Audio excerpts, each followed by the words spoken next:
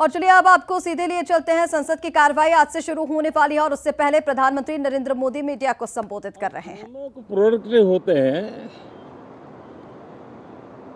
तो देश का कल्याण होता है, जीव मात्र का कल्याण होता है। और इसलिए हम यही प्रार्थना करते हैं कि मॉनसून भी प्रोएक्टिव रहे,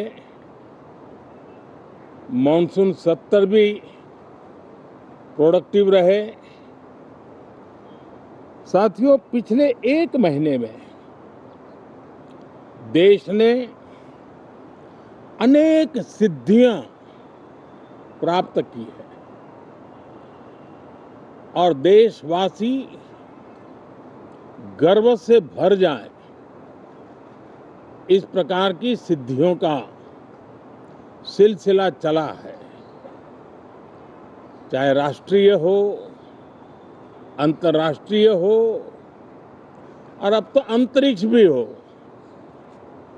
एक प्रकार से भारत के लिए गर्व के पल रहे हैं। पिछले वर्ष मॉनसून सत्र के ठीक पहले भारतीय नागरिक इंटरनेशनल स्पेस स्टेशन पर पहुंचा था और कल ही परसों भारत का एक युवा स्टार्टअप, उसने बहुत बड़ी सिद्धि प्राप्त की है। विश्व के कम ही देश हैं जहां इस प्रकार से प्राइवेट साहस हुए हैं और भारत के युवाओं ने अंतरिक्ष में नई उड़ान भरी है। बहुत बड़ी सफलता है। और ये जो स्काईरूट स्टार्टअप है, उसमें जो नौजवान काम कर रहे हैं, मुझे बताया गया उनकी पूरी टीम की जो एवरेज एज है वो सिर्फ 28 साल है। ऐसे नौजवानों ने ये काम करके दिखाया है। मैं किसी 56 साल के नौजवान की बात नहीं कर रहा हूं। मैं देश के ये स्टार्टअप ने 28 के एवरेज वाले नौजवानों ने अंतरिक्ष में भारत का झंडा गाड़ दिया है।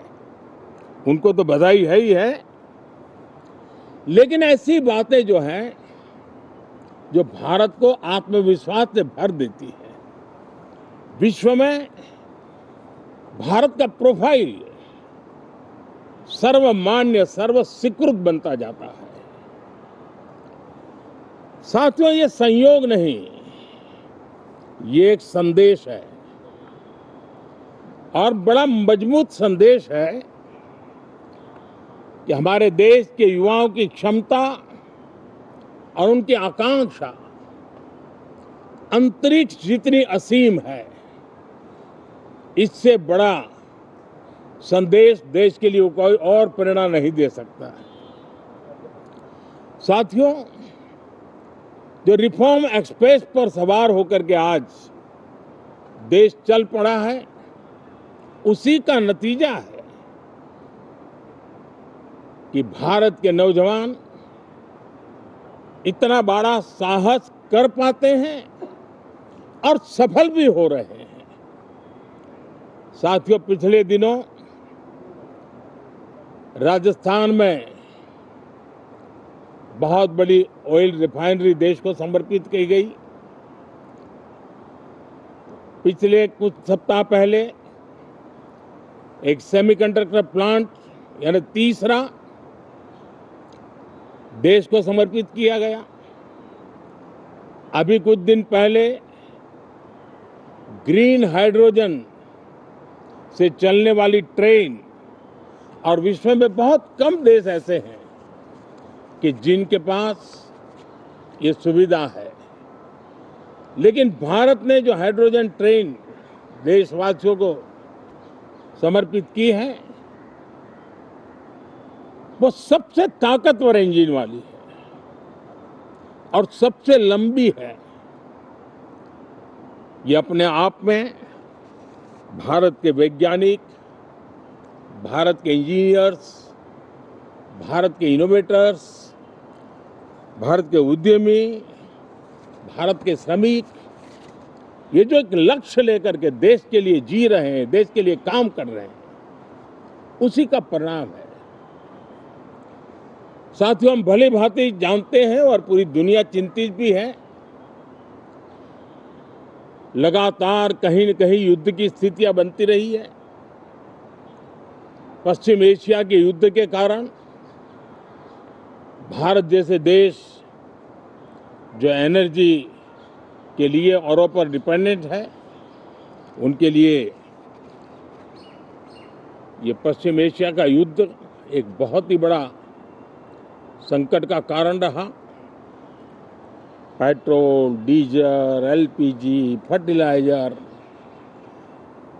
केमिकल्स, यानी हर विषय में अनेक बाधाएं, अनेक संकट आए। उसके बावजूद भी भारत 7.7% के ग्रोथ से दुनिया की मेजर इकोनॉमी में सबसे तेज गति से आगे बढ़ने वाला देश बन के रहा। ये भारत के सामर्थ्य का परिचायक है। भारत किस प्रकार से उत्साह और उमंग के साथ नई ऊंचाइयों को पार करना चाहता है, उसकी इसमें एक झलक है। और ऐसे में जब ये मॉनसून सत्र आरंभ हो रहा है, देश ने स्पीड पकड़ ली है और संसद का स्पिरिट उस स्पीड में नई ऊर्जा भर सकता है। सकारात्मक स्पिरिट राष्ट्र के लक्ष्यों को प्राप्त करने के लिए बहुत आवश्यक होता है। हमारे सदन में बहुत अनुभवी सांसद भी है, दल उनका कोई भी हो, लेकिन उनके पास एक लंबा अनुभव है। ऐसे समय में उनके अनुभव की, उनके ज्ञान की संसद को भी जरूरत है, देश को भी जरूरत है। और इसके लिए संसद का चलना, सार्थक चर्चा होना, मिलजुल करके देश को आगे ले जाने के संकल्प लेना, ये मैं समझता हूं कि बहुत ही समय की मांग है। एस्पिरेशन से भरे हुए देश के युवाओं की मांग है कि हम आगे बढ़े। आज समय की मांग है कि राष्ट्र निष्ठा से भरे हुए, राष्ट्र भक्ति के लिए जी रहे आवाज को सदन में उचित मंच मिलता रहे, वे अपनी आवाज को बुलंद करे, देश को दिशा दे। और इसलिए मैं आशा करता हूं और मुझे पक्का विश्वास है, जहां तथ्य होते हैं, जहां तर्क होते हैं, वहां तूफान के लिए जगह नहीं होती है। अगर तर्क मजबूत है, तथ्य मजबूत है, तो शांत चित्त से भी अपनी आवाज को बुलंद बनाया जा सकता है। मैं आशा करता हूं तर्क और तथ्य के साथ सदन की चर्चा को समृद्ध किया जाए, हर आवाज को अवसर मिले, हर विचार को सम्मान मिले। ये संसद की हमारी भूमिका है। मैं सभी सांसदों से बढ़ चढ़ करके इस सदन में हिस्सा लेने के लिए निमंत्रित करता हूं। आज सुबह स्पीकर महोदय जी ने भी सोशल मीडिया के माध्यम से देश के सांसदों का स्वागत करने के अपने भाव को व्यक्त किया है। मैं भी उसमें अपना स्वर मिलाता हूं। आप सबका बहुत बहुत धन्यवाद। नमस्कार।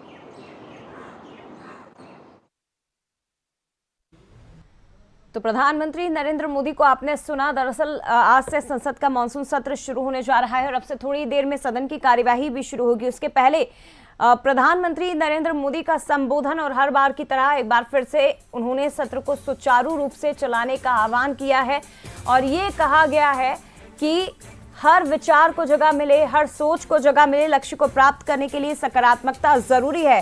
संसद में सार्थक चर्चा होना बेहद जरूरी है। मॉनसून सत्र से पहले प्रधानमंत्री नरेंद्र मोदी का बयान। उम्मीद है कि तर्क के साथ सदन के अंदर चर्चा होगी और हर बात यहां सदन में रखी जाएगी। हर विचार को सम्मान मिलेगा, ये उम्मीद प्रधानमंत्री नरेंद्र मोदी ने जताई है। बता दें आपको कि आज से शुरू होने वाला है सत्र।